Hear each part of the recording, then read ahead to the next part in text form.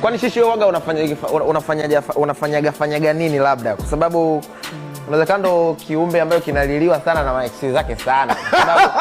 Na wanajisikia vibaya huenda kwa sababu juzi pia nimeona katika maadhimisho wakati upo Dodoma ulikuwa umejipongeza wewe na mpenzi wako kwa unasema bwana tumefikisha miaka 4 na vitu kama hivyo ukiwa unashukuru kwa Mungu kuwafanikishia penzi limefika hadi hapo. Ndio. Nikakutana na Romy naye analalamika anasema kwamba imagine mtu anasherehekea miaka 4 kwenye penzi wakati mmeachana mna miaka 2. Sasa hiyo 4 tena ilikuwa wapi tena hiyo?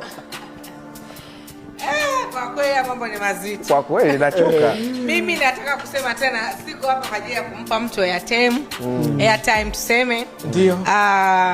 Mtu anapoamua kuongea anaamua kuongea yeye. Lakini kama mtu akisema jamani tunaweka back to back hapa. Weka pale simu kulikuwa watatu. Mmoja akae hapo, mmoja akae hapo, mmoja akae hapo. Haya, tuanze story sasa. Ili kuwaje tukaachana. Oya nimekuchiti sana. Cheating tu ndio inakuwaga changamoto. Najua watu wanajisahau pale unapokuwa na mtu wanahisi kwamba ukiwa na yule mtu kwamba huyo mtu amekuweka mahali fulani. Kwanza unaanza kumdharau na nini, akisha kuona baba kwenye huko DM message vimekuwa vingi, anaanza vijana wanachanganyikiwa. Sasa unajua sometimes wanawake huwa wanakwenda sehemu kwa sababu ya kitu. Sijui unanielewa na mimi niwafundishe. Tunachukua darasa hilo. Yaani usije ukaona uko nyumbani na mama bibie pale, umeelewa? Usimchukulie poa kwa sababu you never know. Kwamba wewe mpaka hapo upo yeye kwa sababu gani? Mambo mengine ni ya Mungu zaidi. Sure. Sawa Kwa hivyo muwaheshimu wapenzi wenu ambao mmeanza nao from the scratch.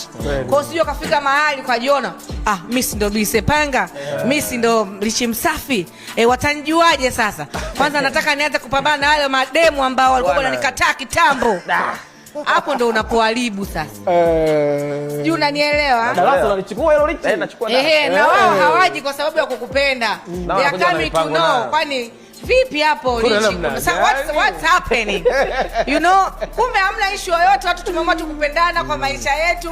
Mwisho wa siku unasema nilikuwa nalifuata mbona halipo. So to make the short clear ni kwamba shishi asilimia nyingi kwenye mahusiano yako wewe unaga tatizo. Naona wanakuaga nazo wao.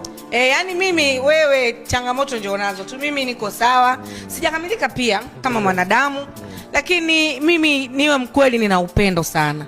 Yani na upendo wangu agape mno mpaka unamwagika kiasi kwamba mimi na upendo sana jamani. Kwa hivyo hivyo baada ya hayo yote sasa shishi unajutiaga labda